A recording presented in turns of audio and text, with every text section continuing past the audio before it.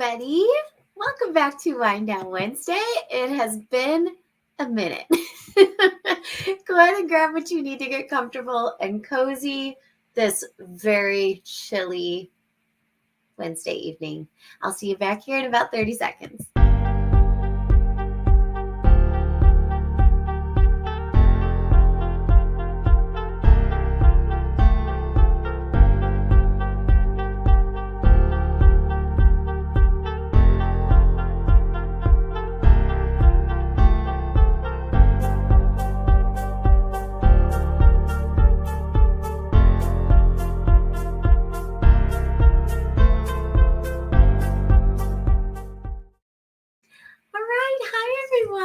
I feel like it's been so long. It really hasn't, but last week I was trying so hard to get in and get logged in and get everything running.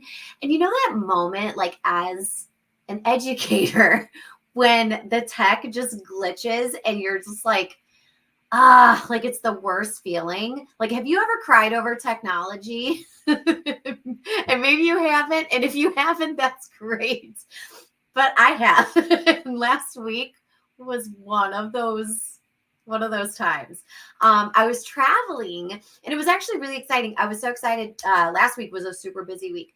But IdeaCon was so much fun and so fabulous, and so many incredible sessions and speakers and thoughts and experiences and testimonies and strategies and tools. It was so fun. It was so fun. But right after IdeaCon, I zipped down to Champaign. And so I was at a hotel on Wednesday night last week trying to get connected to the hotel Wi-Fi and get all connected in my room. And it was just not going. And finally it had to be one of those moments where I was just like, Carly, you've done your due diligence. You've tried. This isn't in the cards tonight and you need to let it go. So that's what happened. And you know what? It was fine, right? I think sometimes we get real hard on ourselves.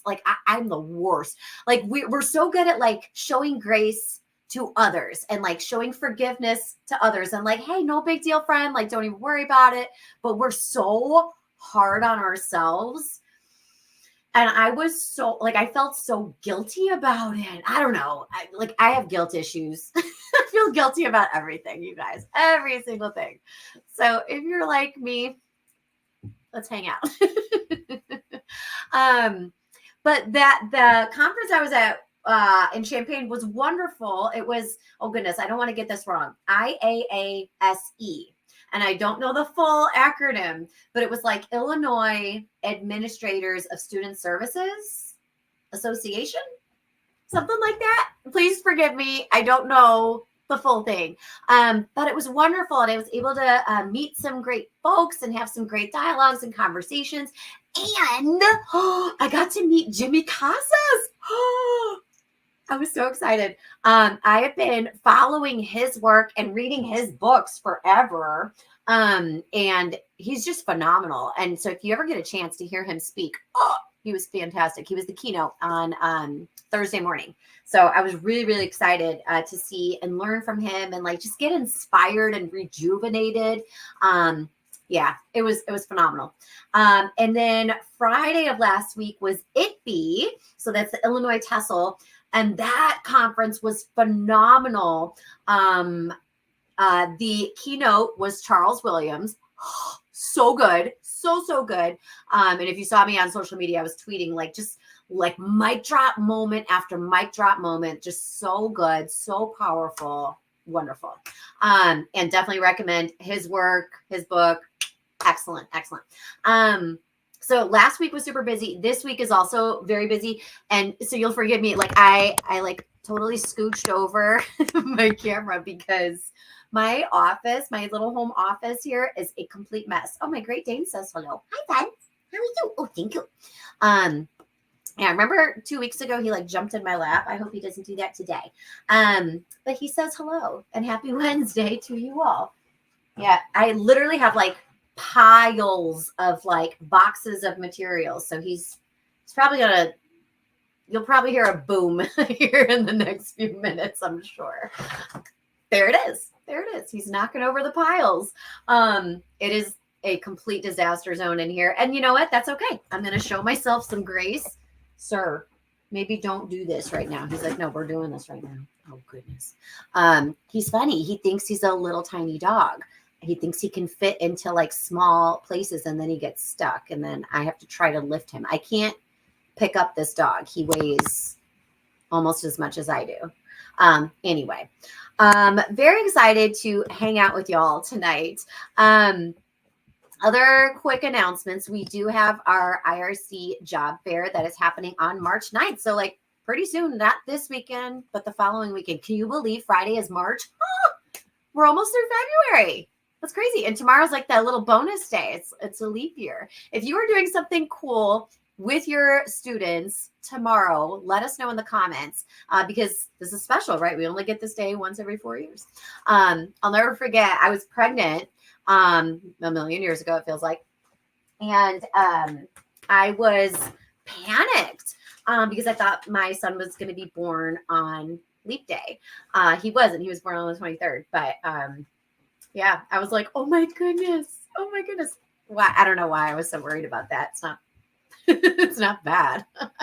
But it just caused me stress and anxiety. I don't know. Anyway, job fair, March 9th. It's coming up. If you are a job seeker, it is free to register. You can get your resume all ready and loaded up. And then I think I don't remember how many districts. I want to say over 50 districts that were going to be there. So great opportunity. Hey, friend, can we not do this right now? He's like, no, this is a perfect time. This is a perfect time to go through the office and all of the piles in the office. EmpowerCon is back this summer. If you have not heard about it, write it all down now.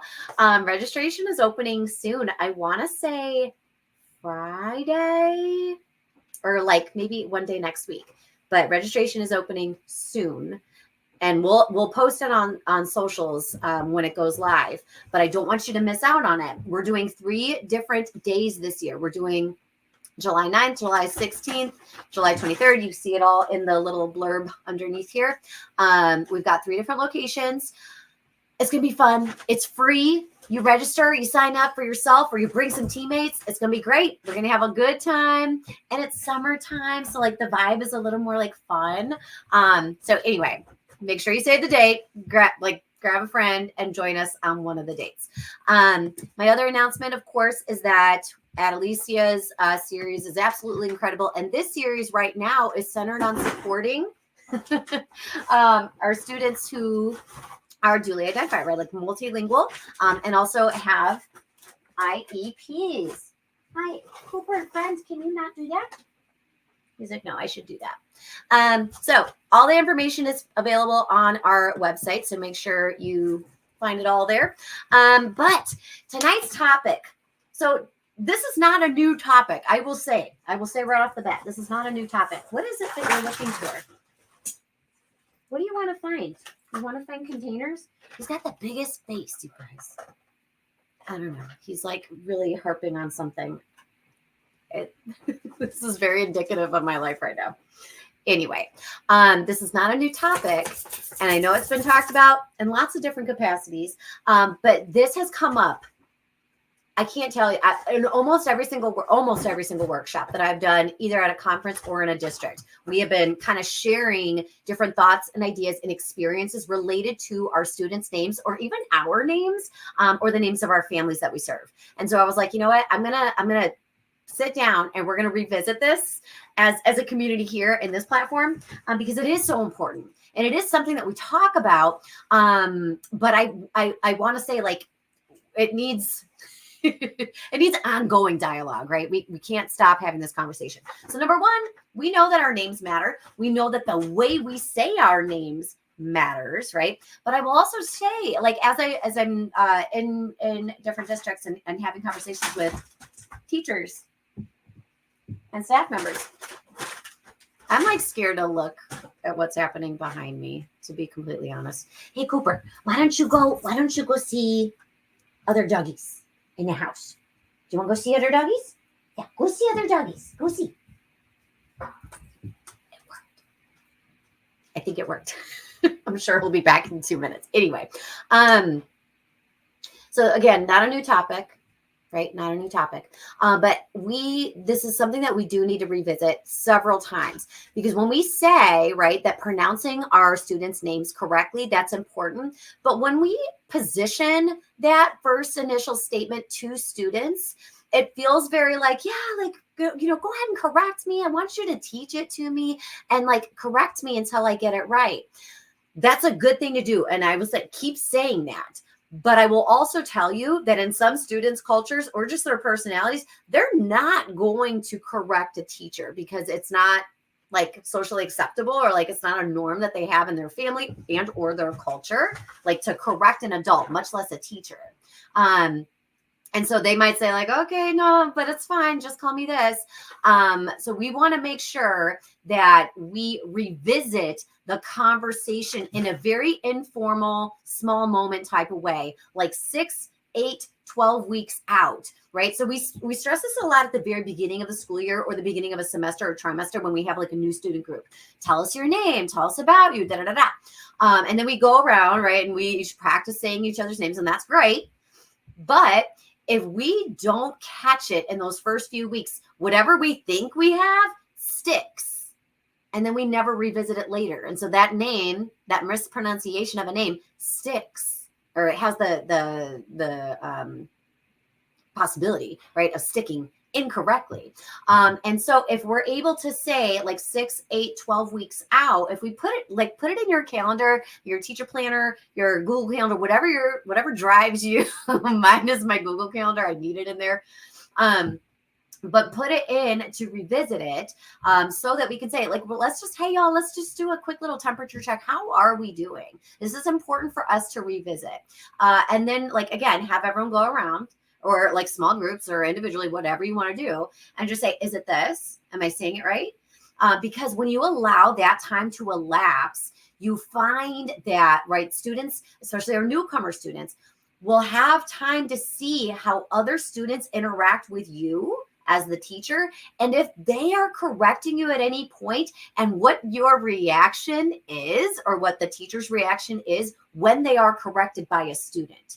So our kids are always kind of watching and looking for those cues and saying like, oh, well, hey, that kid tried to correct the teacher about this thing, and the teacher was like not having it. So I'm not going to go correct her. Like, even though she told me I could correct her, I'm not going to go do that. She didn't respond well to it. So I'd rather just stay on her good side, or his good side, or their good side, right? So when we allow that time to elapse, we allow the relationship between the student and the teacher to kind of develop. And they're watching all of our cues, right? All of our nonverbals and our verbals of how we respond when we are corrected by students in our care, okay? If those 6, 8, or 12 weeks go by and we do that little temperature dip, whether it's small group, individual, or a whole group, right? If a kid says, well, actually it's this, don't do one of those things. Because I know, like, this is me. I am team overly expressive all the time. And I'm trying I do try to like rein it in sometimes, but I can't. But there are certain moments where I really need to work on it and like try a little harder. But like if a kid says like, oh no, actually you've been saying it wrong for 8 weeks, my tendency is to go, oh no, I'm so sorry. Oh my gosh, I feel terrible about that. Now tell me, right?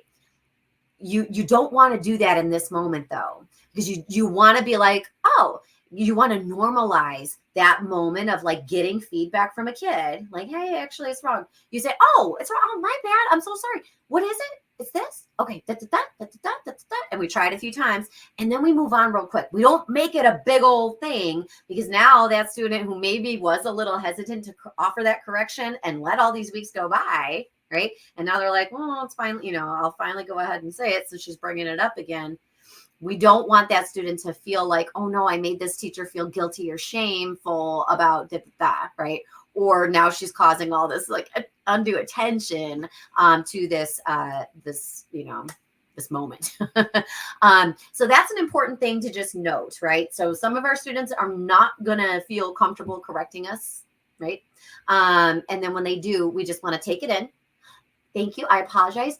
What is it? Is this? It's this? Is this? We're going to practice it. Okay, good. Now we're going to move on. Right. And then it also allows us to say, like, if there are moments where a kid says like, well, actually, I go by this, right? It's a good chance to just kind of revisit that. And I will share with you, like, as we've been having this conversation in a lot of different schools and districts, there is a tendency to say like, oh, your name is this. Can I call you this instead? Nope. It is not. Except it's not appropriate. It's not appropriate for teachers to offer students an alternative name. That's just never, it's just never appropriate. And I will say, like, if you're watching this and you're like, oh my gosh, I've done that. That's okay. Like when we take in new information, like that's okay. Like I feel like I've done a lot over the years where I'm like, oh man, that was so problematic. That's all right, but we learn from it. We grow from it, right? But so this might be something that we just say like, all right, like this is a little moment for me to, change your practice. Cool. Great. I don't ever want anyone to feel ashamed of anything that they've done. I want us to continue our growth, right? As we serve students. So I do have for you a bit.ly link. Now, this isn't like a ton of stuff. There's not a ton of resources, but there's a few great things. If you're looking to kind of have some of these dialogues with your colleagues, or with teammates, or maybe just one individual teacher, or those moments again where like a principal or an administrator says, hey, Carly, do you got something for the newsletter? Great. Grab a few of these or all of them, whatever, and share it and say like, hey, y'all, it's, maybe for this Friday, hey, it's March 1st. I wanted us to do a quick check-in of how we're pronouncing our students' names, right? And again, this little bit.ly link, it's got a few links. Like one is like an Elmo, like a Sesame Street video with Elmo like rocking out with Maya Angelou. Oh my goodness. But it's such a cute video, but they're talking about the beauty of their names. So good. And then there's a few other, like there's the My Name, My Identity campaign. Fantastic. Check it out. And a few other links there as well. And then the bottom of that document has a specific, like it has a book list, picture books. And I love picture books for every grade level. And I want us to really like dismantle that idea that picture books are just for elementary, because they're not. In fact, many picture books are made for adults and or like bigger kids. So we do want to make sure that we're incorporating, right, an inspiration or just like little moments to talk with big kids and young kids about picture books. This is one of them. This is called The Boy Who Tried to Shrink His Name. So if you or someone in your life or a student in your life has a longer name, right, this is a wonderful book because there's like that tendency some of our students or some of us have experienced where our names feel very long. And so we want to shorten them for other people's convenience. And we don't want to do that because now we're dropping pieces of who we are. That's our name. That's important. People can learn it. They can. We all learn multisyllabic words all the time, right? This is another one here. Your Name is a Song. My lighting in here is a little bit funny, but okay. You see it now? Your Name is a Song. This one here. Goodness, what is with my lighting? That's Not My Name. So cute. And every time I see this title, there's a song, right? I don't remember. That's not my name. That's not my name. Anyway. This one is My Name is a Story. You remember Ashanti? She wrote a book. My Name is a Story. It's beautiful. Alma and how she got her name. This one's really cool because it goes through like the history of her name and all the different parts of her name. I love it, love it. My Name is an Address. Oh, this one is absolutely beautiful. And I love the way that the author laid this out because she includes a lot of like her own family pictures and a lot of background. And it's kind of set up as like an ABC style book. So each section has like, starts with the letter H, then I, then J. It's phenomenal. My name is an address. This one, I don't know how many copies of this I have because I'm obsessed with it. It's so good. But you can see like it says here tell, and it's crossed out, and it says teach. So instead of tell us your name, it's teach us your name. Oh, amazing. I have heard her speak in person at conferences. Phenomenal, super like inspiring, and like lights of fire, right? Like lights of fire under you. So again, I have multiples of this one. I also have multiples of this one. I have the hardcover and the paperback version. This one is called Say My Name. Absolutely beautiful. Again, another one about the importance of our names. Beautiful, beautiful. Can you see? Oh, gosh, what is with this? So I will say, even though my lighting is really bad, I have all of these books listed out so that you can grab them and see them and stuff like that, and add to your either school or district library. This one, I don't know if you can see that or not. Oh, goodness. Okay, so it says, it's written as a J, and then the J is crossed off, and there's a Y. So it says Jefferson, actually. So instead of Jefferson, actually.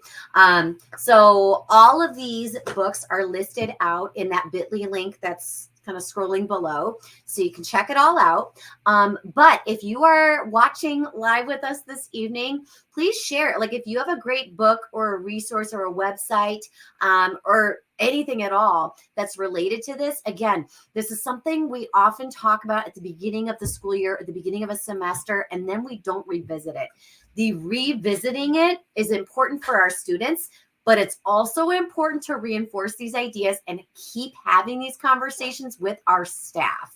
And it sounds like, is my team going to go along with this? Are they going to say like, oh, here comes Carly again talking about this? No. Like, this is an act of advocacy for students. I was just in a district recently, and we were saying like, we can have these conversations when students are with us. Like if I'm like a resource teacher, right, and students come to me and we kind of have like small group or individual time one-on-one, I might revisit it with the student. But then when they go back to class, or they're with their content teacher, or they go over to this teacher instead, are they having the conversation, or am I relaying information to those teachers? Like, and I might even say like, oh my goodness, y'all, I didn't realize I was mispronouncing the student's name. So I just wanted to bring it up because I don't know if anybody else is too, right?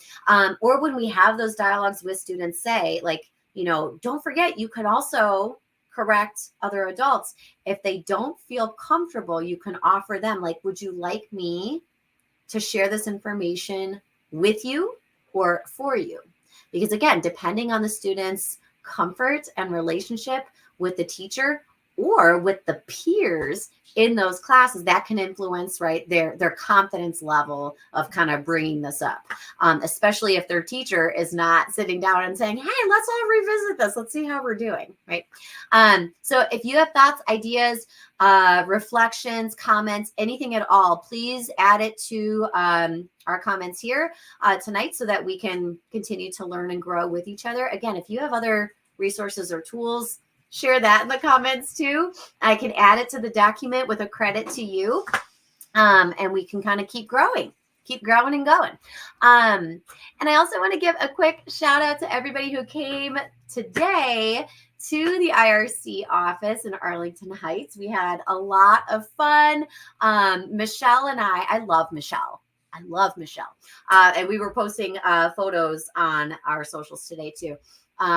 Just of the fun we had. We had a great full day in-person workshop on supporting students who are designated as like long-term multilingual students. Sometimes in some districts we say LTELs. The term we were using today was LTEMs. Okay. Experienced multilinguals, right? There's a few different names out there. So anyway, thanks to everybody who came and spent the day learning and hanging with us. Will that session be repeated? Yes. If you were on the wait list, I'm telling you now, little top secret. We will be repeating it. I don't have our dates quite locked in yet. We're working on it. But we are going to be repeating that. So if you were on the wait list, you'll get first dibs. Okay. Because that's fair.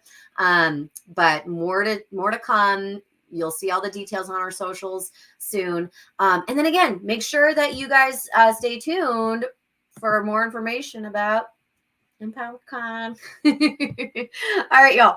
I am going to go ahead and try to get this big dog walked. And I also have my Shih Tzu in the room too. They're both staring at me like they're judging me. And maybe it's because of the mess that I have in here. Maybe that's why they're judging me. I'm not really sure. Maybe they just want to hang out.